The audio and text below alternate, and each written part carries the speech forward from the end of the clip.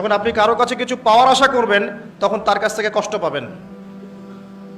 যখন কারো কাছে কিছু পাওয়ার জন্য আপনি আশা করবেন তখন তার কাছে কষ্ট পাবেন। এর বাইরে একটা ভালোবাসা থাকে, ডিভাইন, আল্লাহর পক্ষ থেকে আসে। সেই দুই ব্যক্তি যারা আরশের ছায়ায় ছায়া পাবে, ওই 7 শ্রেণীর মধ্যে এক শ্রেণী হচ্ছে ওই দুই ব্যক্তি যারা একে অপরকে শুধু আল্লাহর জন্য ভালোবাসত। এই ভালোবাসা, মুআমালাত, আপনার ওঠা বসা, চলাফেরা, ইবাদত, প্রতিটা কাজ হোক শুধু আল্লাহর সন্তুষ্টির জন্য। এটাই হচ্ছে তাওহীদের চূড়ান্ত লেভেল। তখন গিয়ে আপনি আল্লাহর মারেফত বুঝতে পারবেন, আল্লাহকে আপনি আপন করে পাবেন। যখন ডাকবেন দেখবেন আল্লাহ আপনার কাছে আছে। এমন সময় দেখবেন মনে মনে কিছু চিন্তা করেছেন যে আমার এটা দরকার, দেখবেন বাসায় গিয়ে ওটা হাজির আপনার সামনে। নবী সাল্লাল্লাহু আলাইহি ওয়াসাল্লাম এটাই বলেছেন, জুতার ফিতার প্রয়োজন হলেও আল্লাহর কাছে চেয়ে নাও। তোমার যদি জুতার ফিতার প্রয়োজন হয় আল্লাহর কাছে চেয়ে নাও, কারো কাছে চেয়েও না।